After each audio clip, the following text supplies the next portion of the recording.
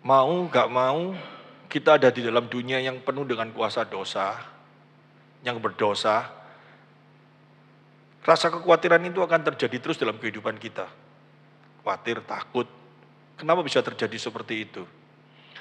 Karena kesehatan, kekayaan, apapun juga yang dunia janjikan ini tidak bisa menahan beban rasa khawatir dalam kehidupan manusia.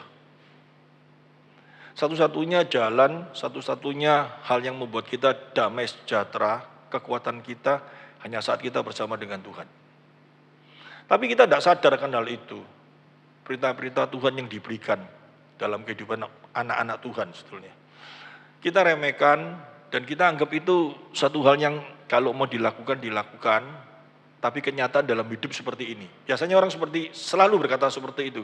Tapi kalau kita mulai menarik sampai ke dengan yang paling dalam kehidupan ini, kita baru benar-benar bisa merasakan bahwa dia adalah yang nomor satu dan dia yang harus diutamakan. Coba kita mulai belajar dari awal. Di dalam Matius pasal 18, ayatnya ke-6 sampai dengan yang ke-7.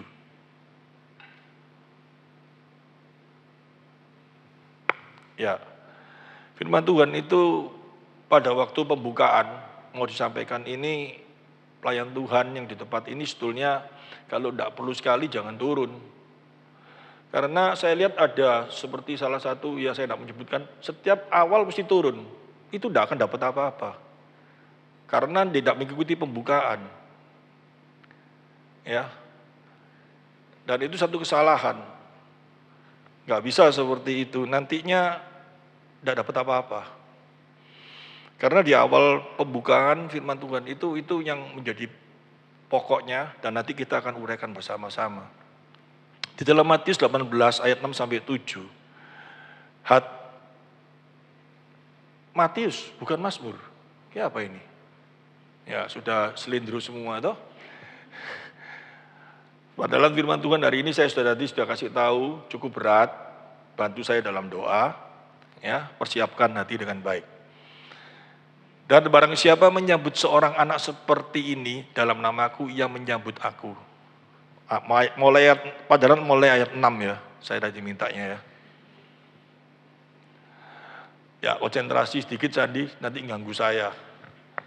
Tetapi barang siapa menyesatkan salah satu dari anak-anak kecil ini yang percaya padaku, lebih baik baginya jika sebuah batu kilangan diikatkan pada lehernya, lalu ia ditenggelamkan ke dalam laut. Ini bukan gertak sambal ya. Bukan sesuatu yang cuman kalau dilakukan oke, kalau tidak dilakukan tidak apa-apa. Tetapi sebetulnya ini sesuatu peringatan yang benar-benar harus diamati dengan betul ya. Apa sih ini? Tujuannya apa? Pada waktu dikatakan, tetapi barang siapa menyesatkan salah satu dari anak-anak kecil ini yang percaya kepadaku, lebih baik baginya jika sebuah batu kilangan diikatkan pada lehernya, lalu ia ditenggelamkan ke dalam laut. Apalagi kalau kita baca ayat selanjutnya ya, ayat yang ke-7. Celakalah dunia dengan segala penyesatannya. Dunia ini memang penuh dengan dosa. Ya, jadi kita nggak usah kaget. Memang penyesat harus ada. Tetapi celakalah orang yang mengadakannya. Mengadakannya itu yang di dalam ayat 6 tadi loh. Tugas seorang orang tua kepada anak-anaknya ini sangat penting sekali. Ya. Jadi jangan sampai ya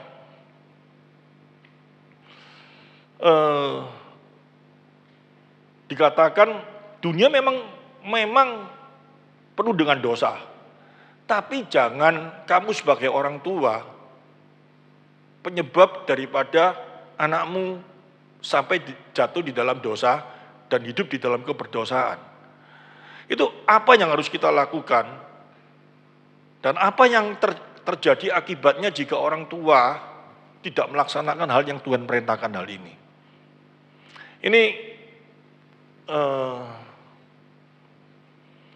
penting sekali karena sekarang banyak sekali orang tua yang sibuk bekerja, ya, sibuk bekerja, sibuk cari duit, dan berpikir bahwa sekolah minggu itu sudah cukup untuk mengajar anaknya tentang siapa itu Tuhan. Sehingga tidak memberikan sebuah perhatian khusus atas perintah Tuhan di dalam Matius, ya, ayat yang ke-18, ayat 6 sampai 7 ini. Padahal kalau kita amati di dalam firman Tuhan, sekolah minggu itu kapan ada? Apakah dalam firman Tuhan itu ada gereja, ada sekolah minggu? Kalau saya belajar dari sejarah, sekolah minggu itu terjadi di abad yang ke-18 pertama kali.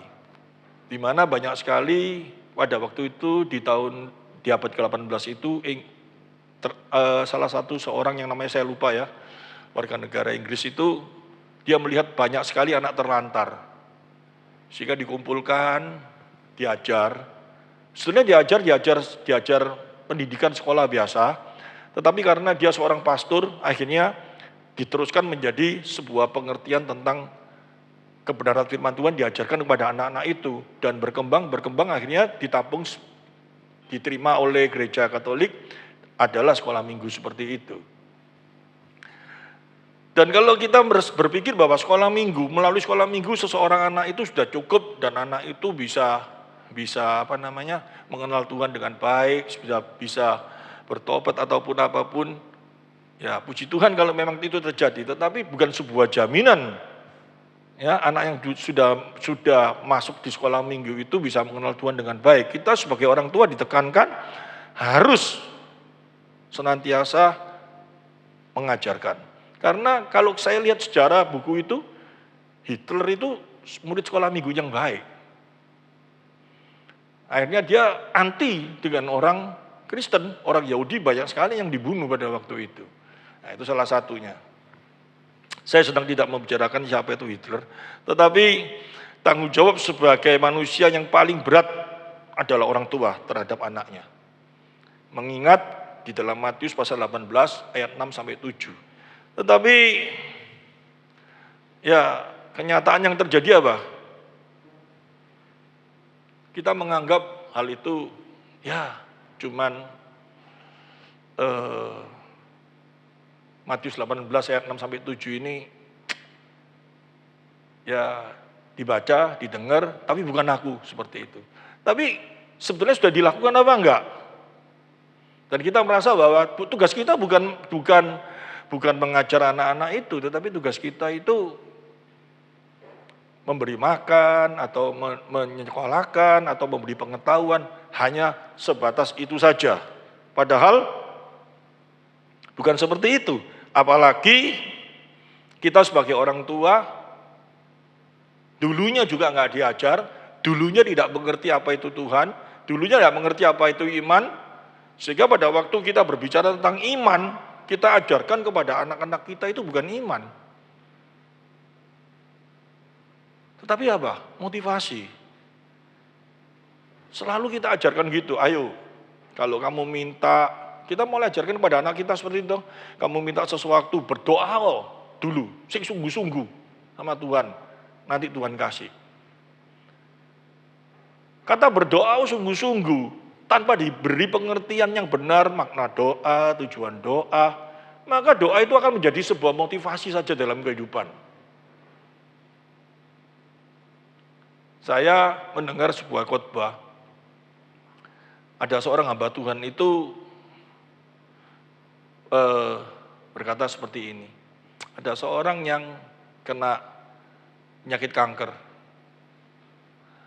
stadium 4, dia berbaring di ranjang itu sudah sekitar ya berapa tahun gitu, badannya habis, kurus, dan dia cuma apa, dengan kekuatannya dia diam aja. Pada waktu hamba Tuhan itu membesuki, bertanya, dalam situasi yang seperti ini, kamu terhadap Tuhan itu bagaimana? Sikapmu, hatimu bagaimana? Saya tetap berdoa dengan sungguh-sungguh, dan saya percaya Tuhan akan menyembuhkan saya. Apakah itu iman?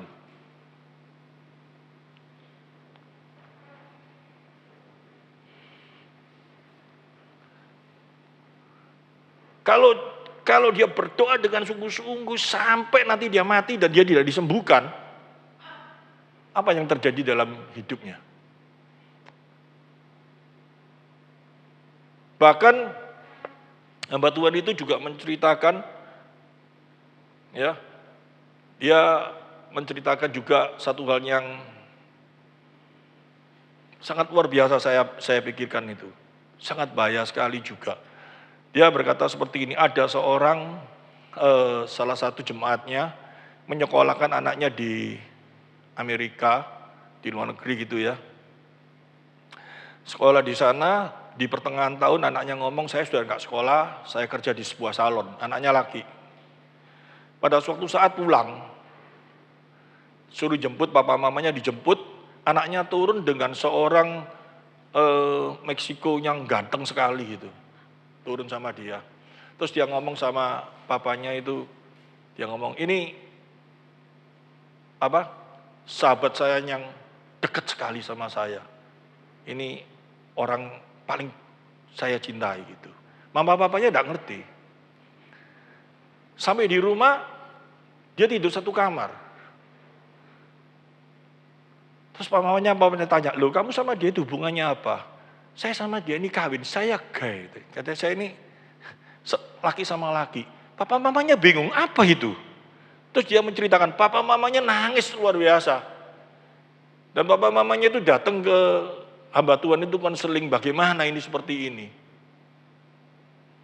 Hamba Tuhan itu ngomong, ya kamu bagaimana pada waktu itu memberikan pengertian seperti itu. Dan mereka kecewa, mereka pulang. Dan kejadian itu sampai berapa tahun, 2 tahunan dia datang lagi. Dia ngomong, aku sudah berdoa dengan luar biasa, aku minta Tuhan ubah dia, Tuhan anu dia. Tetapi enggak terjadi terus. Tapi aku tetap mau kuat. Seperti itu. Apakah itu iman? Tanpa kita sadari, iman kita itu seolah apa? Pada waktu kita menghadapi problem, masalah, entah dengan kekuatan berpuasa, dengan kekuatan berdoa, entah dengan kekuatan apapun juga. Seolah-olah kita ini ngajak kuat-kuatan sama Tuhan. Kalau aku sungguh-sungguh sudah berpuasa, kalau aku sudah sungguh-sungguh kayak gini, nanti Tuhan bisa kalah sama aku. Apakah itu iman?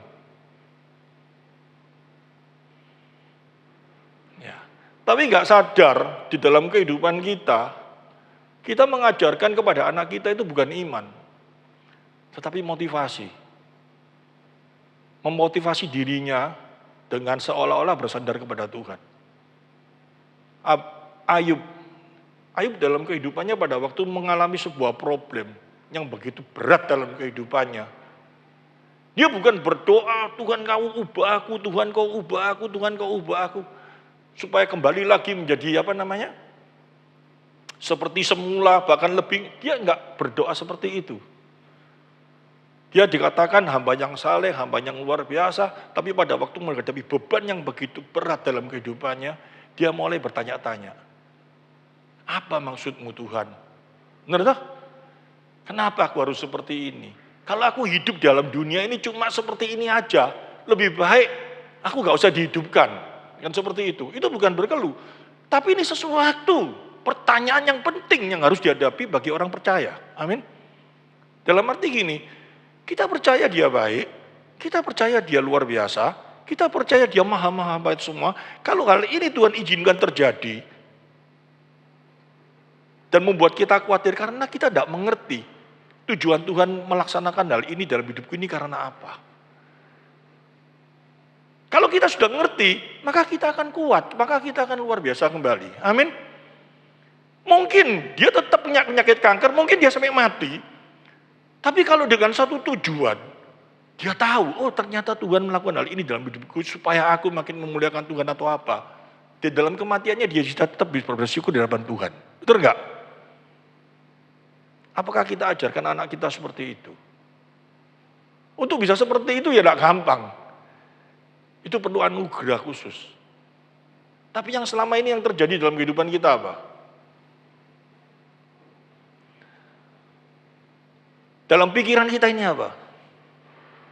Tentang iman itu. Iman kita akan makin luar biasa, makin hebat, makin tinggi luar biasa saat kita bisa melihat mujizat-mujizat Allah dalam kehidupan kita. Seringkali kita berpikir seperti itu karena kita menganggap bahwa firman Tuhan itu di dalam perjanjian lama itu nyata benar Tuhan melakukan satu kegiatan yang sangat luar biasa pada saat dia melakukan mujizat-mujizat. Dan itu yang akan membawa seseorang makin luar biasa, makin luar biasa, makin luar biasa.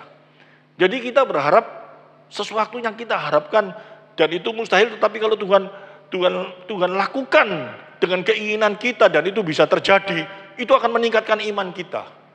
Ngerti maksudnya? Sesuatu yang kita harapkan dan kita tahu hal ini mustahil, apa yang kita harapkan ini. Tetapi dalam hati kita, bagi Tuhan tidak ada yang mustahil. Dan kalau Tuhan bisa lakukan hal ini, maka iman kita akan menjadi luar biasa. Satu kebodohan. Karena mujizat itu tidak akan membawa seseorang itu memiliki iman yang makin luar biasa di hadapan Tuhan. Itu kebodohan yang ada dalam pikiran manusia. Karena kita lihat contoh dalam perjanjian lama. Bangsa Israel itu melihat mujizat segitu banyaknya. Keluar dari Mesir. Apa pertama kali? Sebelumnya, tulah. Tuhan lakukan hal ini sangat luar biasa tuh. Spektakuler kalau ngomong, sampai sekarang pun tidak ada kayak gitu. Air seluruh negeri jadi darah. Belalang, di mana-mana ada belalang, tidak ada satu jengkal yang tidak ada belalang. Luar biasa mujizat yang Tuhan lakukan. Tapi dengan adanya mujizat, lautan terbuka, tiang awan, tiang api, apalagi mana diberikan, apalagi burung untuk makanan diberikan. Bangsa Israel makin memiliki iman, makin menghujat Tuhan. Tapi yang ada di benak kita ini kayak apa? Coba, kalau nggak dibuka. Saya pun pernah berpikir gini ya, suatu saat ya. Iya, siapa namanya? Rasul Paulus itu pergi ke Damsyik, mau membunuh orang Kristen, tiba-tiba ketemu dengan Tuhan Yesus. Untuk melalui cahaya dan dia mengalami sesuatu yang sangat luar biasa, sehingga mulai sejak itu dia bertobat dan memiliki iman yang sangat dahsyat. Kalau suatu saat aku ketemu sama Tuhan Yesus langsung di depanku dan dia lakukan hal itu, mungkin aku jauh lebih hebat dari Rasul Paulus. Coba kita mulai bayangkan, hari ini, apa yang menjadi bebanmu, apa yang jadi persoalanmu, masalahmu, dan Tuhan Yesus datang di hadapanmu, berhadapan seperti ini, terus dia beri apa yang kamu mau, kamu akan memiliki iman terus? Mungkin pada saat itu kamu bisa memiliki iman yang sangat luar biasa. Saat itu, hidupmu selesai saat itu. Hidupmu kan berjalan lagi. Pada saat menghadapi sebuah masalah yang terjadi dan kamu rasanya nggak bisa hadapi, kamu berharap lagi sama Tuhan datang dan Tuhan tidak datang, kamu masih bisa punya iman? Masih bisa percaya dengan Tuhan? Mungkin kita akan mulai ngomong, kamu sudah tinggalkan aku, kamu sudah lupa sama aku, kamu bagaimana ini? Dulu kamu tolong aku, sekarang kamu kayak gini. Ini persis yang terjadi seperti siapa? Bangsa Israel. Pada waktu dibawa dari Mesir, wah dibuka lautan, wah mereka nyanyi-nyanyi menyembah Allah, memuji Allah. Tapi pada waktu di padang pasir, menghadapi problem lagi enggak? Mulai bersukut-sukut ngomong apa? Kalau aku cuma dikeluarkan dari Mesir sampai sini dan aku mati di sini buat apa? Aku balik di sana saja. Kamu tuh siapa? Kurang ajar enggak? Itu manusia. Dan itu imannya manusia itu. Iman yang selama ini dibangga-banggakan sama kita, yang diinginkan sama kita. Itu iman kekuatan melalui sebuah penglihatan. Oleh karena itu Tuhan ngomong kayak apa? Pada waktu dia berbicara apa? Sama Thomas. Berbahagialah engkau yang tidak pernah melihat, tetapi percaya. Karena apa? Itu betul-betul iman. Kalau cuma karena melihat kita percaya itu bukan iman. Tapi selama ini yang kita harapkan, itu apa dalam kehidupan kita? Coba kita mulai amati. Wah Tuhan, aku makin luar biasa di hadapan-Mu Tuhan. Karena apa yang ini aku inginkan ini terjadi Tuhan. Wah terima kasih Tuhan, terima kasih imanku makin luar biasa, makin kuat melayani. Hati-hati kalau kayak gitu. Tapi kalau kita makin setia, makin melayani itu karena kita tahu siapa itu Tuhan dalam hidupku. Itu iman yang benar.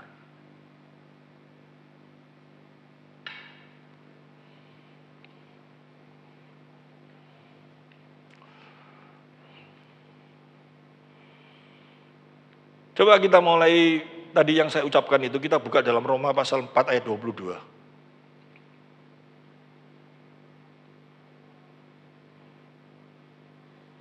Ini penting.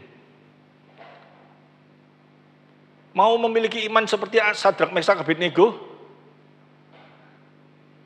Meskipun Allah sanggup menolong aku, kalaupun Dia biarkan, aku tetap tidak akan goyang.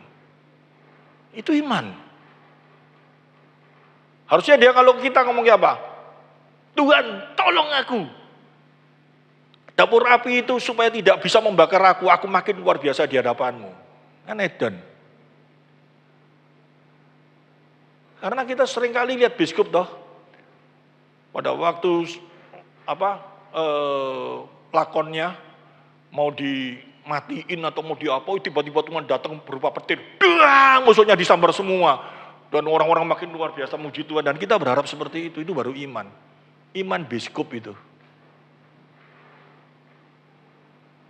Tapi iman sesungguhnya bukan seperti, iman itu bukan sesuatu yang hanya seperti itu.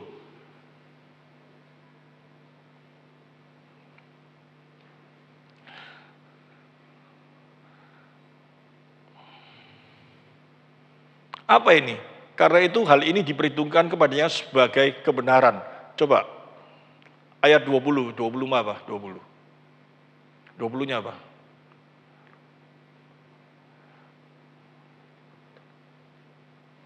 Coba saya baca ya. Tetapi terhadap janji Allah ia tidak bimbang, karena ketidakpercayaannya malah ia diperkuat dalam imannya, dan ia memuliakan Allah. Terus 21, dengan penuh keyakinan bahwa Allah berkuasa untuk melaksanakan apa yang telah ia janjikan. 22, karena hal itu diperhitungkan kepadanya sebagai kebenaran. 23-nya apa?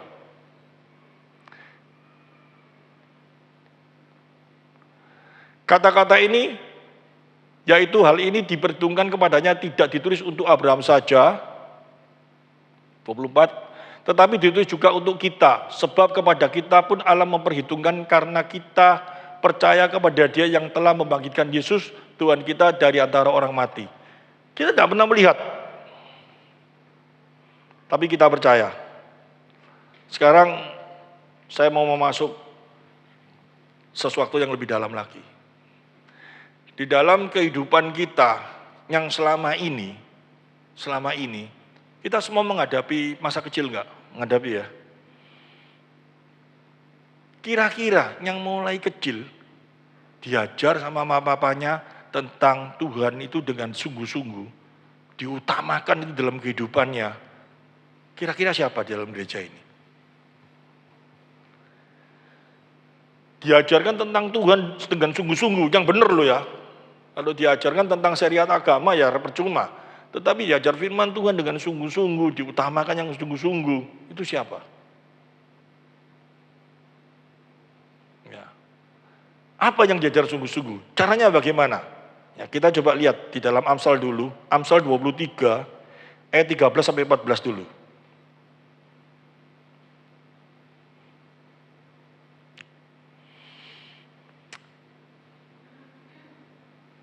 Jangan menolak didikan dari anakmu, ia tidak akan mati kalau engkau memukulnya dengan rotan. Jadi orang tua harus mendidik anaknya. Harus. Ya.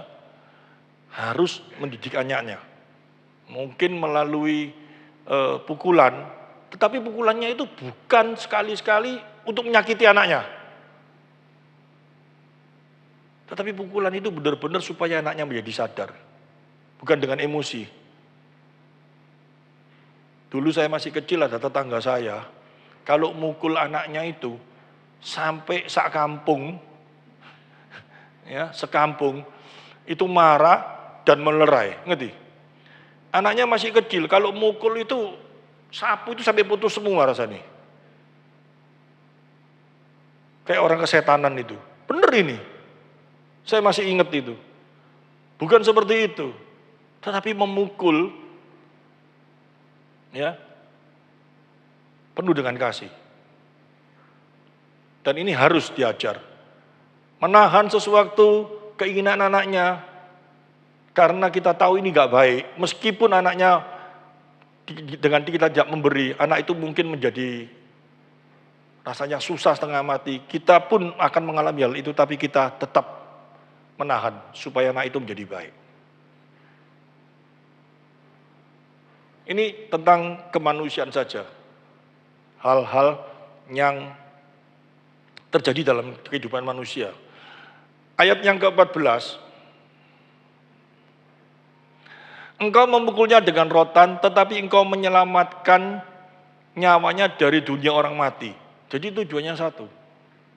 Kita hajar dia, kita lakukan itu semuanya, supaya ya nyawanya dari dunia orang mati, menyelamatkan nyawanya dari orang mati. Ini artinya satu yang terutama. Bukan kita hajar dia, bukan dia pukul dia, kalau kamu nggak sekolah nanti kamu nggak masuk surga, bukan seperti itu toh. Tetapi kita ajarkan dia tentang ayat di Amsal ini tentang apa? Tentang berbicara, dikenalkan Tuhan dengan sungguh-sungguh. Mungkin anaknya itu menolak, karena semua manusia itu berdosa. Mau anak kecil, mau baru lahir, mau apapun juga dia berdosa. Otomatis kalau diajar kebenaran, itu enggak mau. Sulit. Puji Tuhan ya, puji Tuhan. Anak saya, cucu saya, kalau ke gereja itu senang. Sampai hari ini. Itu kebaikan Tuhan. Tetapi dalam kehidupan kita yang saat ini yang sudah umurnya semua seperti ini, saya masih ingat, kalau dulu kita tidak mau ke gereja, orang tua kita kayak apa?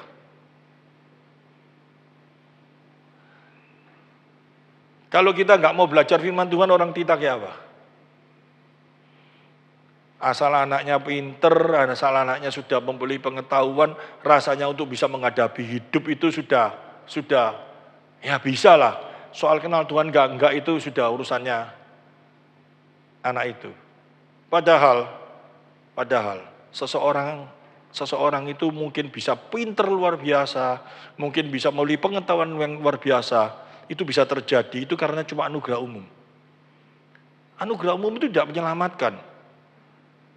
Tapi ini yang ditekankan di dalam kehidupan kita yang ngaku sebagai anak Tuhan. Dan ini sangat-sangat bahaya sekali dalam kehidupan anak-anak Tuhan. Tapi kita ya tidak mau mereken apa itu pengetahuan tentang Tuhan itu. Karena kita sendiri kebingungan. Karena kita tidak kenal Tuhan. Nah ini tugas daripada gereja untuk memberitahu. Karena firman Tuhan ini ya, ini mulai makin berat, makin sulit. Coba kita nanti amati pelan-pelan ya. Saya pembukaan ini, tadi masih pembukaan semua ini ya. Coba kita mulai lebih dalam lagi. Apa sih itu? Siapa sih Tuhan itu? Cara kita mau kenal Tuhan itu kayak apa sih? Tuhan Maha Tahu itu kayak apa sih? Pengertiannya itu bagaimana sih satu-satu di dalam kehidupan kita ini? Karena kalau pada waktu kita baca firman Tuhan, dengan satu pengertian yang diberikan Tuhan kepada diri kita, kita pasti bisa mengerti. Tapi kalau dengan kekuatan pikiran kita sendiri, pengetahuan kita sendiri, kita bisa menafsirkan yang macam-macam. Coba kita lihat ya, di dalam Ulangan, pasal yang ke-6, ayat 1 sampai dengan 25. Saya bacakan, semua dengarkan dengan baik dan mulai renungkan. Setelah kita baca ini, apa yang ada dalam pikiran kita? Inilah perintah yakni ketetapan dan peraturan yang akan aku ajarkan kepadamu atas perintah Tuhan Allahmu untuk dilakukan di negeri kemana kamu pergi untuk mendudukinya. Jadi gini, saya ulas satu-satu. Musa ini dikasih hikmat sama Tuhan untuk berbicara kepada bangsa Israel yang setelah dikeluarkan dari Mesir dan mau masuk di dalam tanah Kanaan, apa yang harus diutamakan dalam hidupnya. Kita ini memang bukan bangsa Israel yang keluar daripada Mesir, ya. Tetapi kita ini adalah umat Allah yang telah dikeluarkan dari kuasa dosa melalui siapa? Diri Kristus. Sikap hati kita setelah kita ngomong bahwa kita ini telah menerima Kristus dalam hati kita, itu hidup baru. Dan sikap hati kita apa yang harus kita lakukan dalam kehidupan kita selanjutnya terhadap anak atau orang di sekitar kita yang kita kasihi.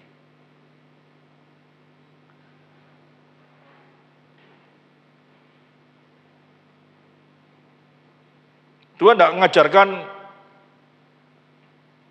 bagaimana kita supaya mendapatkan anugerah umum itu semuanya. Kalau soal itu memang tugas kita sebagai manusia secara moral.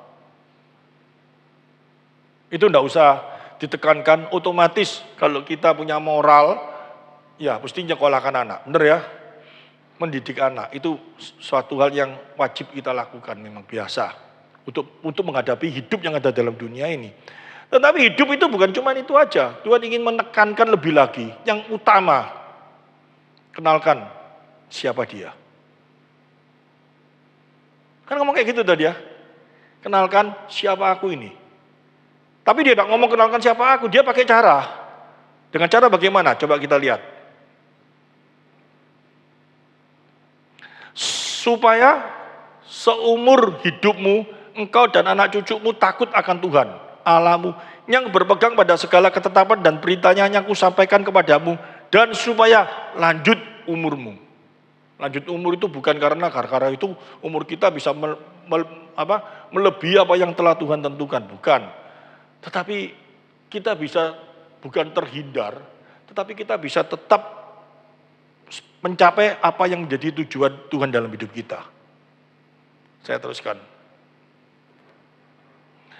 Maka dengarlah, hai orang Israel, lakukanlah itu dengan setia, supaya baik keadaanmu dan supaya kamu menjadi sangat banyak, seperti yang dijanjikan Tuhan Allah nenek moyangmu kepadamu di suatu negeri yang berlimpah-limpah susu dan madunya. Ayat yang keempat, dengarlah, hai orang Israel, Tuhan itu Allah kita, Tuhan itu Esa. Pada waktu kita baca Tuhan itu Esa, di sini aja kita ngerti enggak?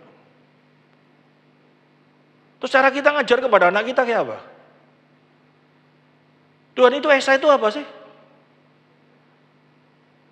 Tuhan itu cuma satu kan kayak gitu toh. Tapi kalau pada waktu anak kita tanya, loh Yesus itu siapa? Roh Kudus itu siapa? Allah Bapa itu siapa? Kok katanya satu? Ini kan tiga. Kita jelasnya kayak apa?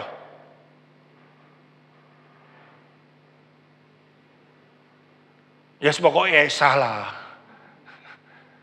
Apalagi kita ngomong, ya Tuhan itu bisa jadi Yesus, bisa jadi Roh Kudus. Atau Tuhan itu kalau seperti ibarat, kalau dia di kantor, presiden direktur, kalau di rumah bapak, kalau di pasar tukang bawa no makanannya mamai. Apakah seperti itu?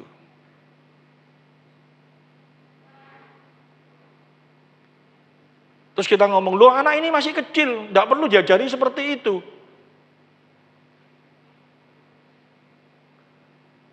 Dia memang masih kecil, tapi Tuhan tidak ngomong kok, nanti kalau sudah gede kamu ngajari, tidak. Mulai kecil diajar.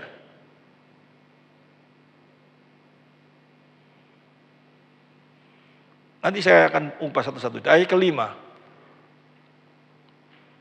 Kasihilah Tuhan Allahmu dengan segenap hatimu dan dengan segenap jiwamu dan dengan segenap kekuatanmu. Apa ini maksudnya? Kita pada waktu disuruh kayak gini, suruh ngomong gini, suruh ngajar, suruh memberitahu kepada orang yang di sekitar kita.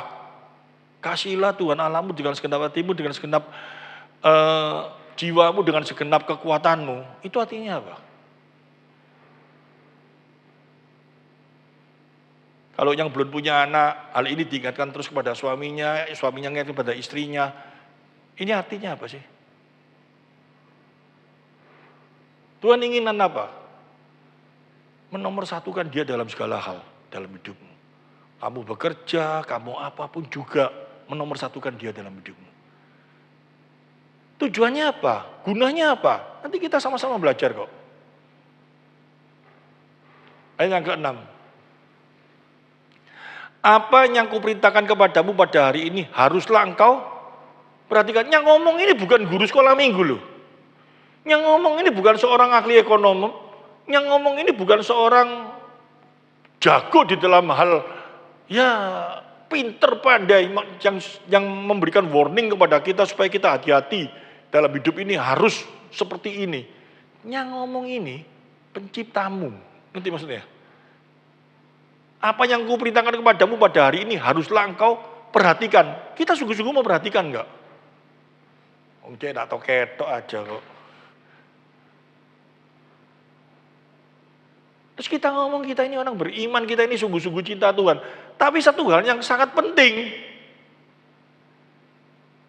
Kita enggak tahu dan kita enggak mau perhatikan. Tiba-tiba suatu saat anaknya jadi kayak gini, jadi kayak gitu, gini. Terus kita nyalakin Tuhan. Suaminya ke dodol wewe, istrinya ke gondol genderuwo, nyalain Tuhan.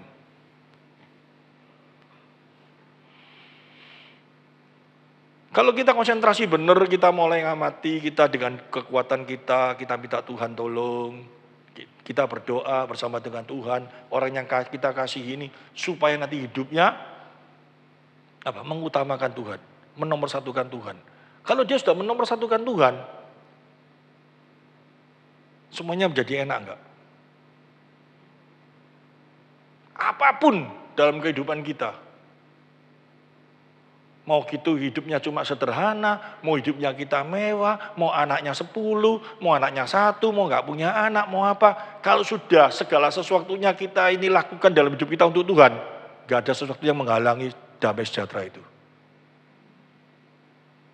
Ini penting.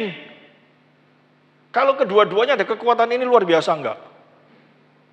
Tapi yang terjadi apa? Sudah kita lakukan dalam hidup kita? Ya, kita berharap ya dia nanti bisa bertobat sendiri, kita sendiri belum bertobat, kita sudah ngerti kok seluruh orang bertobat kayak opo. Terus haruslah engkau mengajarkannya berulang-ulang kepada anak-anakmu, membicarakannya apabila engkau duduk di rumahmu, apabila engkau sedang dalam perjalanan, apabila engkau berbaring dan apabila engkau bangun. Ini artinya apa sih? Bangun, berbaring, klesetan, jalan-jalan apa, tetap ngomong artinya apa? Ini utama, penting gitu loh. Ini penting sekali. Saya itu rindu ya. Kalau ada YouTube ini saya agak berat ini apa? Nanti didengar orang dikira saya nyindir atau apa gitu ya. Padahal tujuan saya enggak. Saya ini terbeban sekali. Saya dulunya itu sering kumpul sama-sama hamba Tuhan gitu. Dan maksud saya itu pada waktu kumpul kita sharing gitu loh. Sharing tentang firman Tuhan supaya makin kuat toh. Yang di-sharingkan tuh ya ayam goreng mana sing paling enak? Rujak mana sing paling pedes? Ini kayak apa gitu. Kebanyakan seperti itu. Kalau diajak bicara tentang Tuhan itu rasanya kok pinter-pinter wae. Kayak suci-suci wae. Terus dengan alasan takut konflik. Nanti pemahamnya sana sini sama sini enggak sama. Kalau ada kasih, mau ngomong enggak sama pun tetap di tengah-tengahnya Yesus pasti ada jalan baiknya. Bener enggak?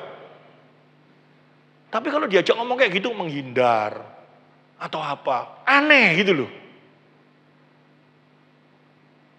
Ya, saya kembali lagi. Betulan Tuhan ngajarkan apa? Bicarakan ini senantiasa. Dalam situasi apapun juga ajar ini dengan benar. Ajar ini terus. Fungsinya apa sih?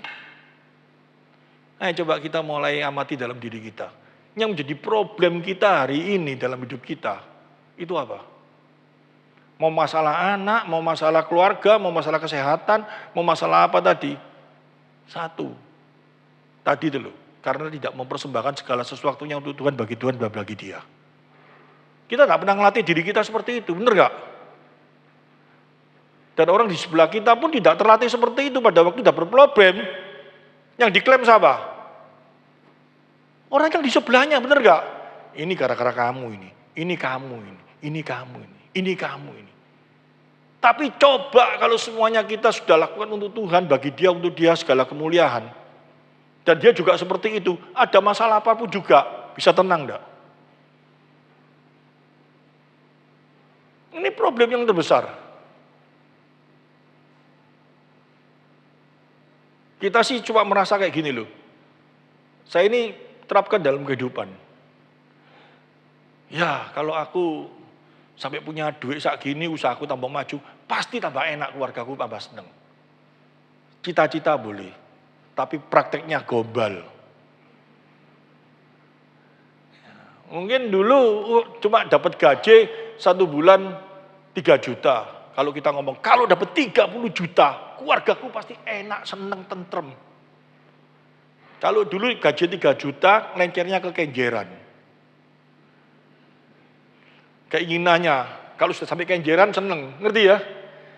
Gaji 30 juta, lencernya pergi ingin ke kutub utara. Gak nututi toh duit. Ya, istrinya nuntut. Itu loh, tonggo. Wah, setiap 2 bulan sekali ke kutub utara, ke kutub selatan. Bojone ngomong, aku bayaran 30 juta nang sana. Gak makan kamu, kecuali bayaranku 300 juta. Ya, berusaha cita-cita 300 juta. Dapat 300 juta, istri yang ngomong, aku ke bulan. Ngerti maksudnya? Karena istrinya gak dididik, gak diajar. Akibatnya apa? Maksud saya ini apa? Tetap masalah.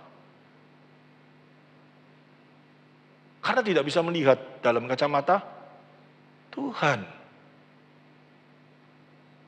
Tujuan hidup itu bukan cuma ke bulan. Tapi tujuan hidup itu bagaimana Tuhan dimuliakan dalam hidup kita. Amin. Ini yang penting. Loh, kalau saya ajak ngomong gitu, bagaimana saya dimuliakan kalau perutku lapar? Kamu gak akan lapar. Tuhan janji toh. Tuhan akan mencukupkan. Tapi Tuhan tidak pernah janji kamu akan makan berlebih-lebihan. Enggak pernah, mencukupkan, dicukupkan. Tapi ini enggak ada dalam pikiran kita itu. Yang ada apa? Kita ini kepingin makan yang berlebih-lebihan. Kita kepingin lencer sampai ke bulan.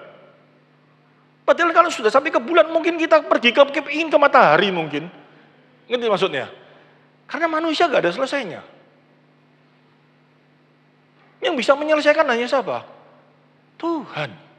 Pada waktu kita ada Tuhan dalam hidup kita, kasih itu timbul dalam hati kita, otomatis kalau kita bisa memuaskan dia, itu dahaga kita bisa diselesaikan. Kita tidak akan bisa dahaga lagi karena kasih itu sudah ada dalam diri kita.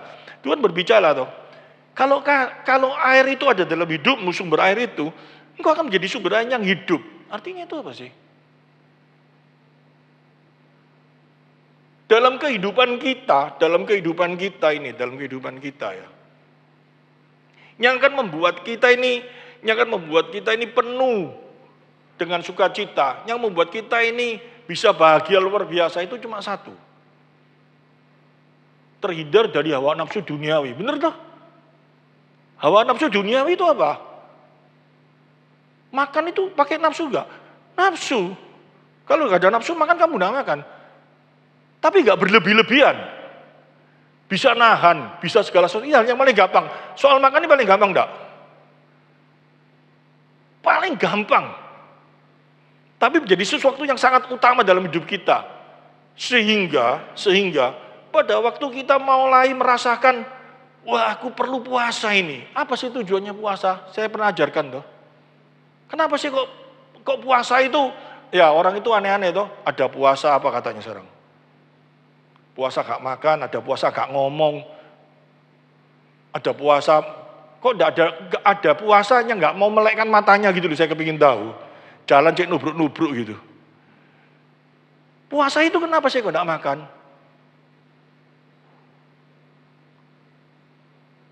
Hal makan itu hal yang utama.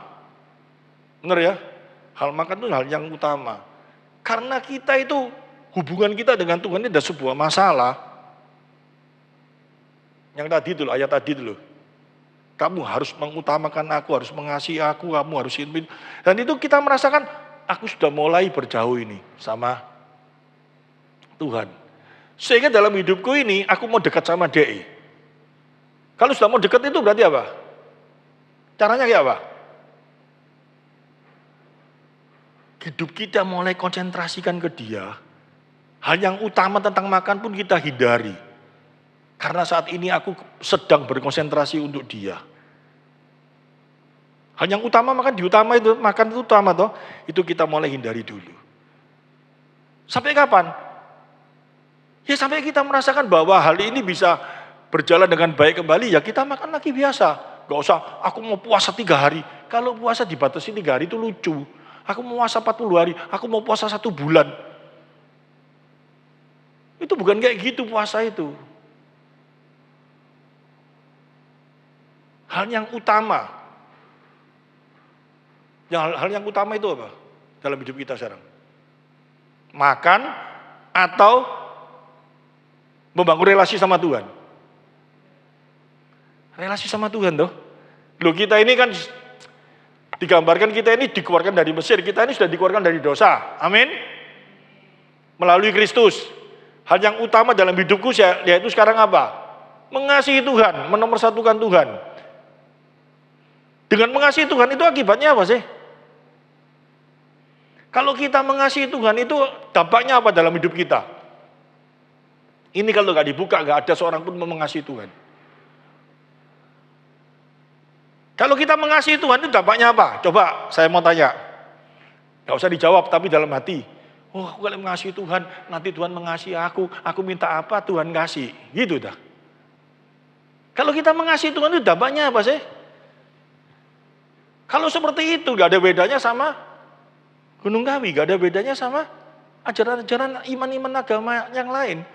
Tetapi kalau kita mengasihi Tuhan itu karena apa sih? Kamu harus mengasihi aku. Kasih itu harus ada dalam hatimu. Kasihnya kayak apa? Kasih yang memaknai apa? Injil itu harus ada dalam diri kita. Melalui Injil itu terjadi kasih dalam hidup kita. Saya masih gambaran ya. Bagaimana caranya kita untuk melawan kuasa dosa? Dosa itu tetap ada dalam diri kita enggak? Tetap goda kita enggak? Nafsu duniawi ini tetap kuat dalam diri kita enggak? Bagaimana caranya kita mau menghancurkan kuasa dosa itu? Bagaimana caranya? Ya kalau di Galatia diajarkan loh. Yang mencampur adukan antara Injil dengan Taurat, perbuatan itu loh. Caranya kayak apa? Lupa lagi. Untuk bisa melawan kuasa dosa caranya kayak apa? Siang malam berdoa dengan kekuatan apa semua seperti itu. Nggak bisa. Renungkan Injil, renungkan kasih Tuhan, renungkan cintamu kepada Tuhan, kasih mula-mula. Tuhan ngomong tuh, kepada jemaat yang ada di Efesus itu, Tuhan puji enggak? Wah, kamu menyelidiki luar biasa, kamu rela berkorban, kamu rela menderita, tapi kamu kehilangan kasih mula-mula, gak suka aku, muak. Kasih mula-mula itu kayak apa sih? Pada waktu pertama kali kita jatuh cinta sama Tuhan, yang ada dalam benak kita apa? Kita lakukan semua untuk dia enggak? Kalau ini hadir dalam hidup kita, kekuatan dosa sebesar apa bisa kita hindari enggak? Karena kasihnya Kristus sudah dalam diri kita loh. Mau kekuatan dosa modelnya kayak apa? Kita teringat kebaikan Tuhan, kasihnya Tuhan. Kita tidak akan mampu melakukan dosa.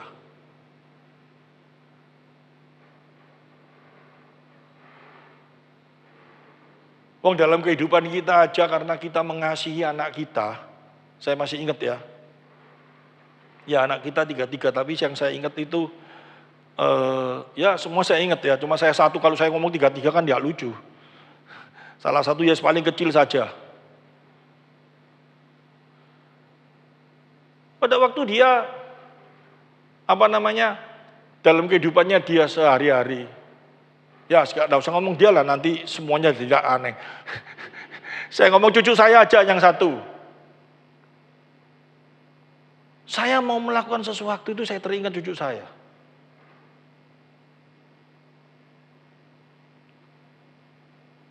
Bagaimana nanti cucu saya ini hidupnya kalau saya seperti ini? Besok dipandang orang sama orang ini kayak apa? Kalau engkongnya kayak gini. Ngerti maksud saya? Karena saya mengasihi cucu saya tuh. Secara manusia kayak gitu gak? Engkongnya melakukan sesuatu kejahatan masuk penjara. Cucunya apa? Ya enggak usah masuk penjara lah. Hal yang lain. Bagaimana aku harus seperti ini supaya cucuku ini menjadi besoknya orang bisa memandang. Benar gak tuh? Secara manusia kita seperti itu tuh. Dalam kehidupan kita harus jaga seperti itu gak? Karena apa? Kok cucu saya kok bukan cucu tonggo? Kok bukan cucu orang lain? Kenapa kayak gitu? Karena saya kenal cucu saya, karena dia dari daging saya dan saya sayang sama dia, ngerti? Tapi kalau kita benar-benar merasakan kasihnya Tuhan itu dalam hidup kita,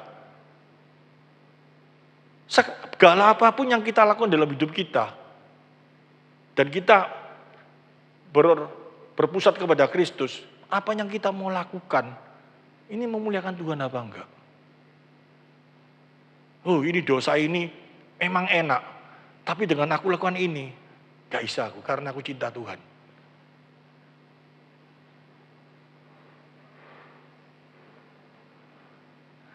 Itu tidak akan bisa ada dalam diri kita, kalau kita tidak kenal Kristus dengan benar. Gak mungkin bisa. Bagaimana kita bisa kenal Kristus dengan benar? Kalau cara berpikir kita tentang Allah itu salah. Oleh karena itu Tuhan ngajarkan ya apa? Coba kita lihat, ini jadi dia tekankan toh, dalam situasi apapun juga, kamu harus ngajar.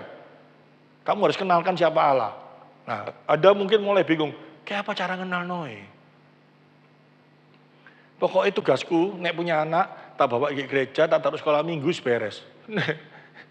Kita sendiri yang harus tahu dulu. Ya suamiku, istriku, pokok mau tak jak gereja, wis beres. Bukan seperti itu. Karena dikatakan, dalam segala apabila engkau duduk di rumah, apabila engkau sedang dalam perjalanan, apabila engkau sedang berbaring, apabila engkau sedang bangun. Dalam situasi apapun juga, kita tetap ngamati, kita tetap ngomong. Siapa itu Tuhan? Ayat 8.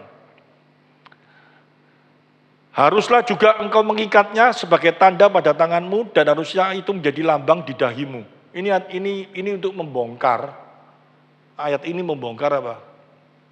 Kita wahyu tentang antikris yang katanya di dahinya ada angka 6666 itu loh.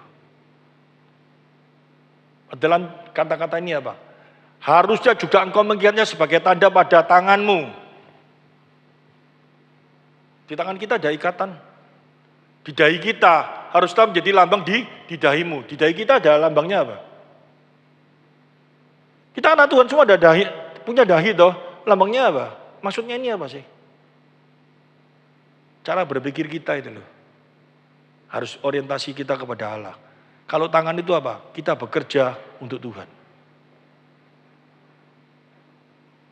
Jadi kalau di kitab Wahyu dikatakan 6666 ada di dahinya. 66 itu lambangnya apa? Lambang manusia, lambang apa semua. Itu cara berpikirnya seperti sesuatu yang bertentangan dengan Tuhan. Saya tidak sedang mengajarkan tentang kitab Wahyu. Saya cuma mengingatkan sebentar saja. Saya teruskan ayat yang 9. Dan haruslah engkau menuliskannya pada tiang pintu rumahmu dan pada pintu gerbangmu. Ini loh rumahnya orang Kristen. Ini rumahnya anak Tuhan. Harus nyata gitu loh. Sekarang karena takut lempari batu, kalau sedang apa-apa, malah dikasih gambar-gambar yang seolah-olah bukan anak Tuhan. Mobil-mobil kan kayak gitu tuh. Gambarannya di belakang lain, keluar, Shalom, haleluya, apa kabar? Bingung saya. Banyak sekarang kayak gitu. Mana Tuhannya? Ya, saya teruskan. Maka apabila Tuhan Allahmu telah membawa engkau masuk ke negeri yang dijanjikannya dengan sumpah kepada nenek moyangmu, yakni Abraham, Ishak dan Yakub, untuk memberikannya kepadamu kota-kota besar baik yang tidak kau dirikan. Ada penekannya, yang tidak kau dirikan. Artinya apa? Kita mendapatkan segala sesuatu itu semua adalah karya Tuhan. Kita ngajari anak kita kayak gitu. Kita ngajari orang tua kayak gitu, kita ngajari istri kita ngomong sama suaminya kayak gitu. Pada waktu dibimbing masak gitu. Kemarin masak sop merah, Bing, sop merahmu, wah enak Bing, luar biasa Bing. Wah, ini gue titi, mukanya dia gede, hidungnya meker-meker gitu. Seduan Bing, enak Bing. Harusnya dia ngomong kayak apa? Ya ini semua karena Tuhan. Ngingetkan saya tuh kalau gitu. Bukan dia hidungnya mekrok-mekrok gitu. Seolah-olah dia sendiri. Ya. Waduh Ti, kok hebat Ti, sekarang kamu bisa punya kayak gini Ti. Ini semua Tuhan. Dengan tulus kita harus ngomong seperti itu. Benar gak? Tapi yang terjadi itu apa? Seolah-olah segala sesuatu itu kita. Dan kita yang dibanggakan. Jatuh lagi kita. Tuhan gak mau seperti itu. Loh ini mau kasih mula-mula itu udah hilang enggak? Harus ada terus dalam diri kita.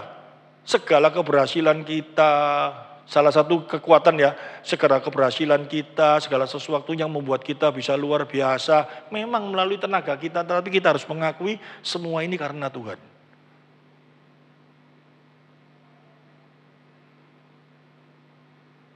Saya masih ingat anak saya itu, yang salah satu itu. Fang itu berdulu pertama kali itu. Mau makan kerupuk aja, terima kasih Tuhan. Krok, krotok. Mau makan apa Tuhan, kau baik. Sekarang masih kayak gitu enggak? Orangnya enggak ada ini. Loh ini penting loh. Saya masih teringat pada waktu pertama kali saya bertobat itu. Kasih mula-mula ada dalam hidup saya. Apapun yang saya kerjakan, apapun yang saya terima, saya merasakan Tuhan itu luar biasa dalam hidup saya. Masih seperti itu?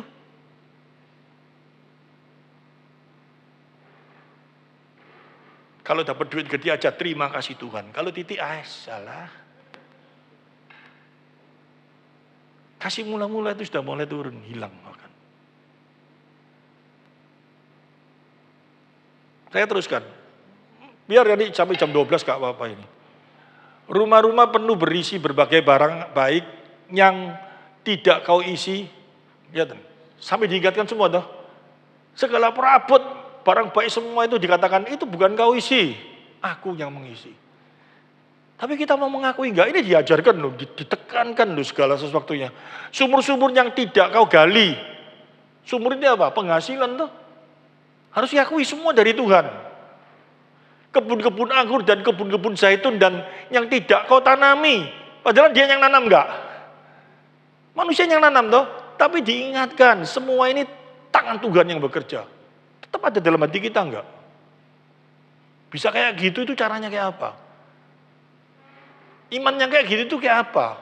Kalau kita enggak bisa kayak gitu hari ini, nangis tanya kenapa aku bisa kayak gini? Kenapa aku kayak gini? Pikiran kita ini karena apa sih kok kayak gini? Apabila engkau sudah makan dan menjadi kenyang. Loh, luar biasa enggak? Kalau kamu hidupmu sudah makmur, sudah apa, karena segala sesuatu rasanya penghasilanmu apa, semua dalam hidupmu, sampai kesehatanmu pun, kamu akui semua dari Tuhan enggak? Enak Tuhan. Saya masih ingat omongannya taci saya nih, Ci Elin ini. Gak apa-apa ya, salah satu bosnya dia dulu. Anaknya disuruh, anaknya datang beli McD. Iya. Dapat uang, terus ngomong terima kasih sama Tuhan, papanya marah itu. Uang dari Tuhan, dari papa itu duit. Saya pernah dikasih tahu sama Cik Erin kayak gitu. Seorang yang nggak cinta Tuhan itu sampai kayak gitu. Anaknya yang ngomong, terima kasih Tuhan, dapat McD, papanya bisa ngomong. Dari Tuhan, dari papa itu duitnya. Gila nggak?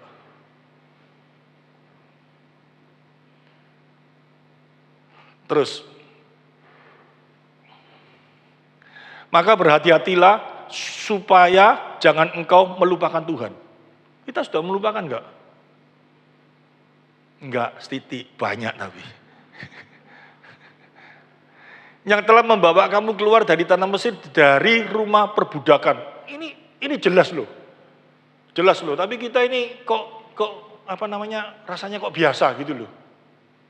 Padahal jelas ini diingatkan secara luar biasa. Katanya kita orang beriman, katanya kita cinta Tuhan, katanya kita mengutamakan Tuhan. Tapi prakteknya itu loh. Prakteknya enggak usah diajari sama orang-orang yang salah. Wah, kalau cinta Tuhan itu apa? Ngasih perpuluhan banyak, aktif di gereja, segala sesuatunya rasanya sudah aktif di gereja itu sudah cinta Tuhan, aktif melayani, aktif apa. Tetapi dalam pikirannya, cara berpikir, gak ada Injil sama sekali dalam hatinya. Gak ada segala sesuatu disyukuri karena Tuhan, gak ada. Tapi secara lahiriah kelihatannya apa? Menomorsatukan Tuhan. Banyak yang kayak gitu gak?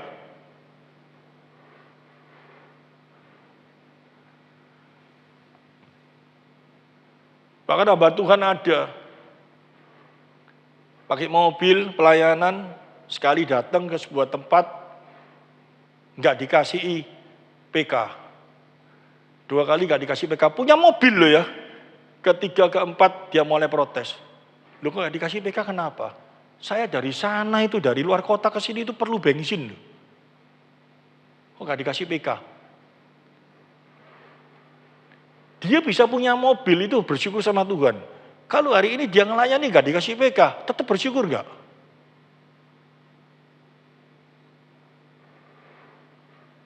Kok bisa-bisanya ngomong kayak gitu? Bingung saya, gitu loh. Ya, saya sedang tidak membahas orang itu. Saya teruskan. Kalau dia baca, dengar ini, khotbah ini mungkin dia bertobat. Maka berhati-hatilah supaya engkau jangan melupakan Tuhan. Karena pada suatu saat kalau dia ngomong apa?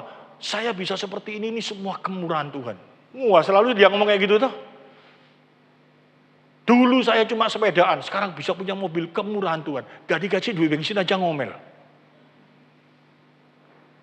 Dia udah dikasih satu tempat, di tempatnya dikasih dapet toh. Bisa ngomel, aneh gitu loh. Dia merasa apa? Ini hakku. Payah sekali. Terus, engkau harus takut akan Tuhan Allahmu, kepada Dia haruslah engkau beribadah, dan demi namanya haruslah engkau bersumpah. 14. Janganlah kamu mengikuti ilah lain dari antara ilah bangsa-bangsa sekelilingmu. Ya, kita tidak nyembah patung-patungnya, tetapi jangan sampai kita terbawa kepada cara berpikir mereka semuanya. Cepat. Sebab Tuhan Allahmu adalah Allah yang cemburu di tengah-tengahmu, supaya jangan bangkit murka Tuhan Allahmu terhadap engkau sehingga Ia memusnahkan engkau dari muka bumi. Ya, cemburu itu bukan berarti Allah itu takut kehilangan kita. Jangan sekali-kali kita berpikir seperti gitu. Tetapi Allah nggak mau kita mendua, karena Dia tahu saat kita mendua kita hancur. Allah nggak perlu kita kok, kita yang perlu Allah. Ya, Allah itu kasih. Tanpa kita mengasihi, Dia sudah ada kasih dalam hidupnya. Kita tidak perlu mengasihi Dia, baru Dia merasakan kasih itu. Dia itu kasih. Sadar ini ya. Orang itu dikasih tahu Allah itu cemburu. Wah, aku tidak berani karena dia nanti marah sama aku. Dia itu cemburuan, marah. Edan. Bukan seperti itu. Terus. Janganlah kamu mencobai Tuhan Allahmu seperti kamu mencobai Dia di masa lalu. Ya, terus. Haruslah kamu berpegang pada perintah, peringatan, dan ketetapan Tuhan Allahmu yang diperintahkannya kepadamu. 18. Haruslah engkau melakukan apa yang benar dan baik di mata Tuhan, supaya baik keadaanmu dan engkau menduduki negeri yang baik yang dijanjikan Tuhan dengan sumpah kepada nenek moyangmu. Cepat, ayo. Dengan mengusir semua musuhmu dari hadapanmu seperti yang difirmankan Tuhan. Apabila di kemudian hari anakmu bertanya kepadamu, apakah peringatan, ketetapan, dan peraturan itu yang diberitakan kepadamu oleh Tuhan Allah kita? Maka haruslah engkau menjawab anakmu itu, kita dahulu adalah budak Fir'aun di Mesir, tetapi Tuhan membawa kita keluar dari Mesir dengan tangan yang kuat. Tuhan membuat tanda dan mujizat-mujizat yang besar dan yang mencelakakan terhadap Mesir, terhadap Fir'aun, seisi rumahnya di depan mata kita. Tetapi kita dibawanya keluar dari sana supaya kita dapat dibawanya masuk untuk memberikan kepada kita negeri yang telah dijanjikannya dengan sumpah kepada nenek moyang kita. Tuhan Allah kita memerintahkan kepada kita untuk melakukan segala ketetapan itu dan untuk takut akan Tuhan Allah kita supaya senantiasa baik keadaan kita dan supaya Ia membiarkan kita hidup seperti sekarang ini. Dan kita akan menjadi benar apabila kita melakukan segenap perintah itu dengan setia di hadapan Tuhan Allah kita seperti yang diberitakannya kepada kita. Amin. Dari ayat ini, saat kita baca firman Tuhan, apa yang ada dalam hati kita? Apa yang timbul dalam hati kita? Kita harus taat, kita harus setia, kita harus baik. Supaya apa? Tadi saya bacakan, sudah saya kasih bocoran sedikit Tuhan lakukan ini, tujuannya apa. Tapi pada saat kita baca ini, kita harus taat, kita harus setia, harus ini, dikatakan supaya kita nanti menjadi baik, menjadi apa semua. Tujuannya apa? Kalau tujuannya ya hanya anugerah umum,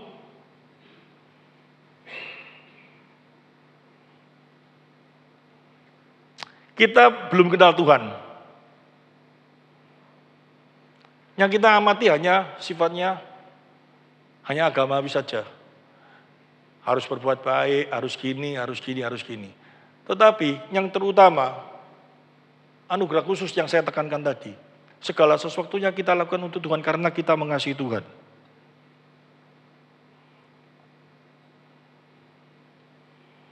Dengan satu pengertian, kita benar-benar kita tahu kenapa kita merasakan bahwa kebaikan Tuhan itu dalam kehidupan kita itu sedemikian rupa luar biasanya, itu karena apa? Coba kita mulai amati lagi. Di dalam diri Allah, kalau kita tadi tarik ke belakang lagi, bahwa kita mengaku bahwa kita kenal Tuhan, kita tahu Tuhan, sehingga kita mau melakukan segala sesuatu di dalam kasih-Nya, di dalam segala sesuatu di dalam kehidupan kita. Kita harus benar-benar kenal Tuhan. Saya mau tanya sekarang, pandangan kita tentang kemahakudusan Tuhan itu kayak apa sih? Dalam hati kita. Tuhan menyatakan dirinya Maha Kudus itu di mana?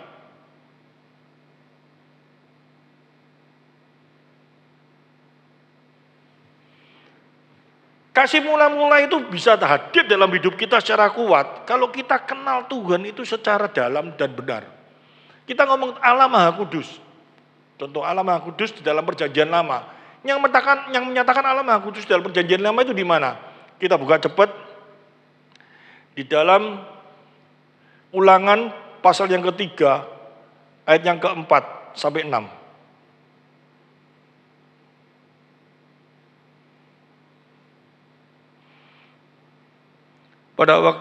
Pada waktu itu kita merebut segala kotanya, tidak ada kota yang tidak kita rampas daripada mereka 60 kota. Loh kok ini? Coba salah ini saya baca ini. Coba terus. Bukan. Sampai 6 ya apa?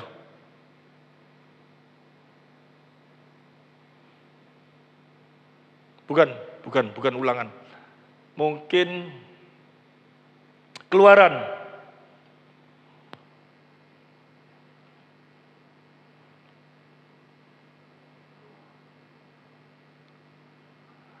Keluaran. Ini nyobai saya terus ini. Ketika dilihat Tuhan bahwa Musa menyimpang untuk memeriksanya, berserulah Allah dari tengah-tengah semak duri itu kepadanya, Musa, Musa, dan ia menjawab, ya Allah. Lalu ia berfirman, janganlah datang dekat-dekat, tanggalkanlah kasutmu dari kakimu, sebab tempat di mana engkau berdiri itu adalah tanah yang kudus. Ayat yang ke-6, lagi ia berfirman, akulah Allah ayahmu, Allah Abraham, Allah Ishak, dan Allah Yakub. Lalu Musa menutupi mukanya sebab ia takut memandang Allah. Pertanyaan saya, kita mengaku Allah kudus, berdampak di dalam kasih kita mula-mula itu karena apa? Sekarang kita mulai renungkan. Perjanjian lama ini supaya kita ingat, supaya kasih mula-mula itu makin melekat dalam diri kita dan dibangkitkan kembali. Musa itu adalah hamba yang sangat luar biasa. Ya, itu mau berhadapan sama Allah aja, melihat muka Allah nggak bisa, karena Allah itu maha kudus. Kita memang nggak berhadapan sama Tuhan, tapi kita percaya nggak? Dia ada di dalam diri kita dan dia bersama dengan kita saat ini. Itu semua karena siapa? Itu semua karena karya Kristus. Amin. Pada waktu kita ingat itu aja, kita ini harusnya binasa. Gak mungkin kita bisa bertemu dengan Allah, benar tuh? Tapi saat ini kita bersama dengan Dia. Kita percaya akan hal ini enggak? Percaya. Itu karena semua bisa terjadi karena siapa? Karena Yesus. Amin. Dia mati bagi kita, Dia berjanji. Nanti pada saat Dia akan meninggalkan kita naik ke surga, Dia memberikan seorang penolong, yaitu apa? Roh Allah sendiri. Dibersertakan dalam kita dan Dia bersama dengan kita selalu. Amin. Memang kita tidak lihat, tapi kita percaya dan kita bahagia.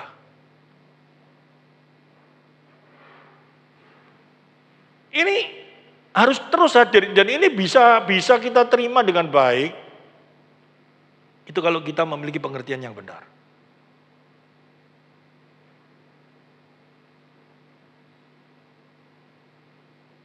Allah Maha Kuasa, sudah nggak usah diomong. Kita tahu semua. Di dalam perjanjian lama ditunjukkan toh. Benar nggak? Segala sesuatunya bisa Dia lakukan. Ya, saya sekarang cepat. Tapi tujuannya satu.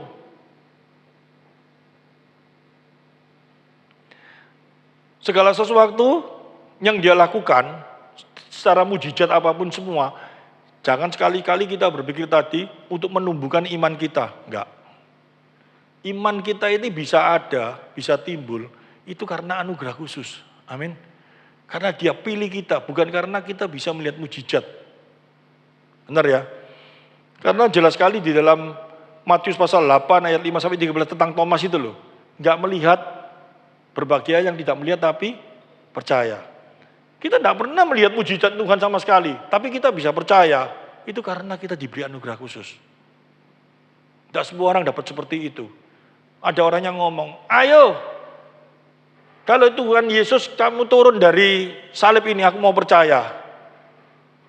Tuhan kalau mau turun bisa enggak? Kenapa Dia tidak lakukan itu? Karena orang tidak mendapat anugerah khusus kok. Kalau yang mungkin yang ngomong itu, yo Dia turun enggak? Pertanyaan saya. Kalau yang ngomong itu saya, kalau kamu memang Tuhan, kamu turun, aku baru percaya. Dia turun enggak? Ya enggak, berarti saya enggak percaya. Ya. Itu menunjukkan enggak percaya, ngerti? Kalau kita bisa percaya, itu karena dapat anugerah khusus. Itu kita ingat di sana dulu. Dia Maha Kuasa. Dia bisa lakukan itu semuanya. Tapi kalau kita soal percaya, itu bukan karena kita melihat segala sesuatu fenomena kejadian. Tapi itu kita diberi sesuatu yang namanya mujizat, kita bisa percaya itu. Amin. Ini harus kita pegang dalam kehidupan kita sungguh-sungguh.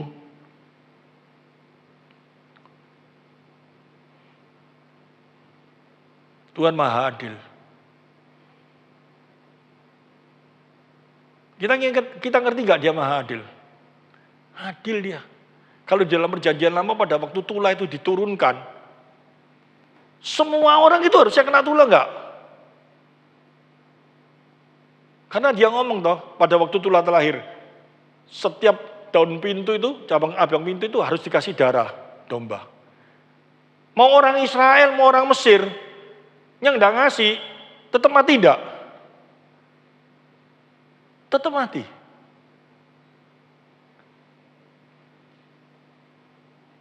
Tapi dia melewati setiap orang yang percaya. Nah, Tuhan itu memberikan gambaran di dalam perjanjian lama seperti itu. Dia adil loh. Tapi kita bisa percaya itu karena kasih karunia lagi. Dalam perjanjian baru, Yesus ngomong di dalam 1 Korintus pasal 11. Yang sering kita baca di dalam setiap perjamuan kudus. 1 Korintus pasal 11 ayat 23 sampai 26 itu. Ini perjanjian baru yang dimeteraikan oleh darahku. Ini berbicara tentang apa? Sekarang pertanyaan saya, pada waktu Paskah, Pesak itu pada waktu Paskah, orang dilewati karena darah. Darah itu sakti dah. Tapi darah itu melambangkan korban, satu. Yang kedua, darah itu kita percaya. Sekarang Yesus ngomong toh, ini darah perjanjian baru. Dia mati, dia memberikan hidup bagi kita, Roma pasal 3 ayat 24 sampai 27. Itu karena keadilan Allah. Sehingga kita dilewatkan dari kutuk dosa itu. Yaitu apa? Harusnya kita mati kekal. Melalui siapa? Kristus. Itu terjadi karena keadilan Allah. Di dalam Roma pasal 3 ayat 24 sampai 27. Sebab apa yang telah kuteruskan kepadamu, Roma.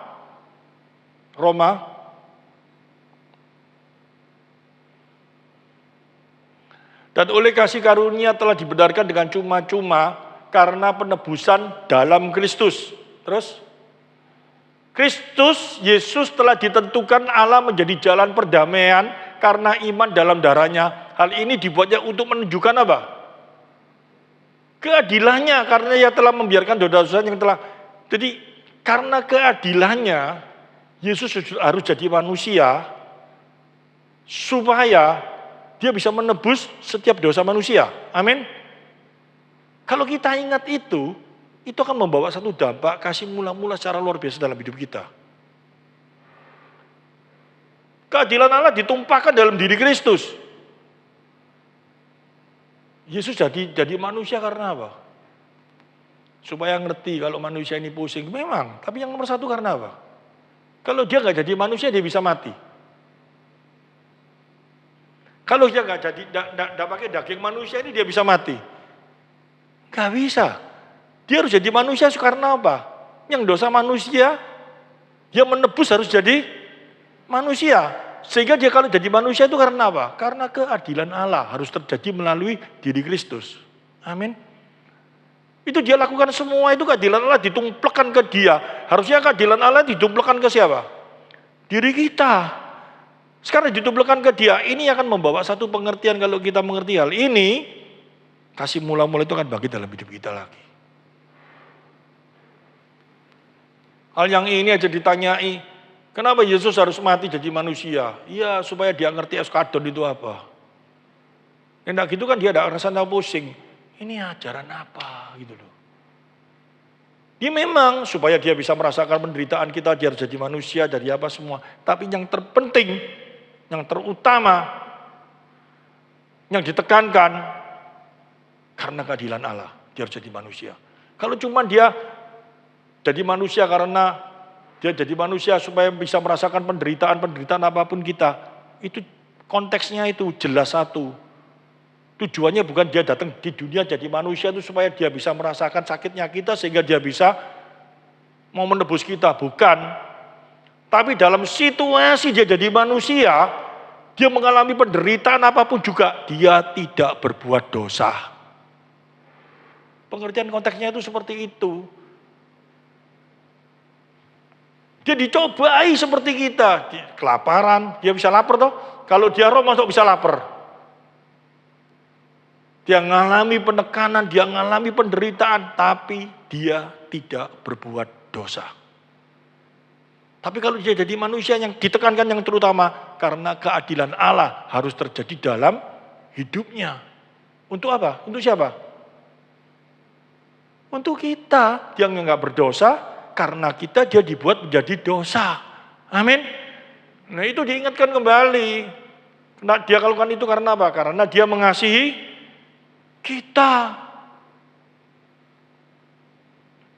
Karena begitu besar kasih Allah akan dunia, maka diberikan anaknya yang tunggal yaitu Kristus. Kasihnya itu begitu luar biasa. Yang terakhir, dia maha tahu. Ini paling bahaya ini. Seolah-olah kalau kita baca dalam firman Tuhan, Kejadian pasal 6 ayat 6 sampai 7, Allah menyesal. Keluaran 32 ayat 11 sampai 14, Allah menyesal telah menciptakan manusia. Allah menyesal telah membuat manusia semakin banyak. Seolah-olah kalau menyesal itu Allah tahu enggak? Allah rasanya enggak maha tahu. Orang bisa menyesal itu berarti apa kan enggak tahu toh? Kalau baca ayat jangan satu ayat, kalau baca Alkitab jangan satu ayat pengertiannya, seluruh konteksnya itu loh. Masa anak saya nakal, aku nyesel kamu punya anak kayak kamu itu. Nyesel itu berarti dalam hatiku itu apa? Bener-bener aku gak seneng, aku rasanya kecewa punya anak kamu. Bukan, nyesel dengan perbuatan dosamu ini loh. Aku gak seneng dengan kamu berbuat nakal seperti ini. Ngerti maksudnya? Papa saya mau marah sama saya, mama saya pernah mau marah sama saya dulu. Dulu mama ini gemes sama kamu. Nyesel mama punya anak kayak kamu. Maksud hatinya mama saya itu benar-benar kesannya saya itu kepingin dikembalikan lagi gitu. Mangkelnya mama saya sama saya karena nakalnya saya itu loh. Dia ngomong nyesel gitu tuh loh. Bukan karena nyesel punya anak saya benar-benar gak mau punya anak saya. Kecewa sama anak punya saya. Kecewanya itu karena apa? Nakalnya saya. Ngerti maksudnya? Kalau saya, setelah itu dia tetap sayang saya enggak? Mari nyesel, aku tidur diparani, diambungi. Dulu. Ini ada saksinya tadi saya. Iya. Nyesel itu bukan seperti itu. Kayak bukan dia enggak tahu, dia tahu. Tapi kok nakal sih kamu itu, gitu loh. Ya, dia Allah yang maha tahu. Dia tahu segala sesuatu dalam hidup kita. Ayat mana yang ngomong kayak gitu? Dia mengetahui segala sesuatu dalam hidupmu. Selai rambut pun jatuh kalau gak diizinkan sama dia gak boleh kok. Itu gambaran yang harus kita terima. Oh Allah gak tahu. Unduh Allah nyesel. Allah kecewa. Seolah-olah ditekankan lagi. Seolah-olah siapa? Kalau kita lihat di dalam Keluaran, kalau Allah bisa nyesel ya. Kalau kita lihat Keluaran 32 ayat 11-14. Lebih gawat lagi. Seolah-olah Allah nyesel gara-gara dinasihati sama Musa. Masakan kamu keluarkan mereka dari tanah Mesir seperti ini. Dan kamu mau mematikan mereka. Terus Allah ngomong, aku nyesel punya rencana kayak gitu. Tidak baik. Masa Allah kayak gitu? Kalau kita menafsirkan secara literal seperti gitu, bisa kita pikiran kayak gitu. Tapi kita kan nggak mungkin punya pikiran seperti itu. Ngerti maksudnya? Karena apa? Kita harus melihat seluruh konteksnya. Seluruh pengertiannya tentang diri Allah. Kalau enggak, kita akan curiga sama Allah. Oh, Allah itu bisa dinasihati. Dan kita mulai kayak apa? Kita sering nasihati Allah enggak? Dalam kita berdoa, kita sering nasihati Allah enggak? Bukan kita minta nasihat sama dia, tapi kita nasihati Allah. Kalau kita berdoa, Tuhan, kamu itu kayak apa sih Tuhan? Kamu kayak apa sih Tuhan? Tuhan, aku ini kayak gini Tuhan. Tuhan, ini loh Tuhan, kebacot Tuhan. Kayak Allah enggak maha tahu.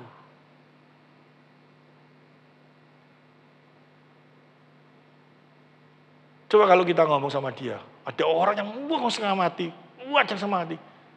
Tuhan itu loh Tuhan, masa saya tidak tahu. Kan kita boleh ngomong kayak gitu, Tuhan, aku harus menghadapi seperti ini. Kenapa Tuhan? Tolong beri aku hikmat, tolong kasih aku tahu. Kenapa sih Tuhan? Orang yang di sampingku, suamiku itu Tuhan. Muka koyok gini sih Tuhan. Setiap hari cari masalah tok Tuhan. Tuhan tolong aku kasih tahu Tuhan. Bukan Tuhan nggak tahu, tapi kitanya nggak tahu. Bener nggak? Masa Tuhan nggak tahu sih, suami kayak gini, hajar dia Tuhan. Kalau diajar sungguhan kamu yang nangis enggak?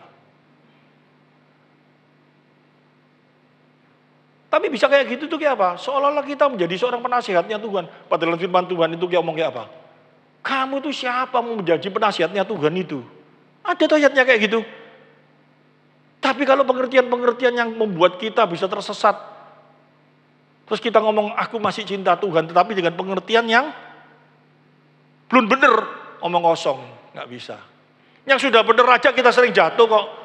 Bener gak? Ya. Kita hari ini biasanya pelajaran tentang kemahaan Tuhan ini.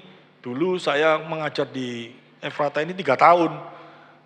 Ya, tadi kemarin saya coba lihat-lihat kembali catatan saya dan coba saya ringkas menjadi 1,5 jam hari ini. Dengan satu pengertian, ya mulai kita mereview pikiran kita kembali. Apakah kita benar-benar memahami akan kasih Tuhan? Apakah kita benar-benar tahu kemahan Tuhan itu yang benarnya apa? Amin firman Tuhan. Terima kasih Tuhan, cukup berat firman Tuhan yang hamba-Mu sampaikan hari ini. Kau sempurnakan di dalam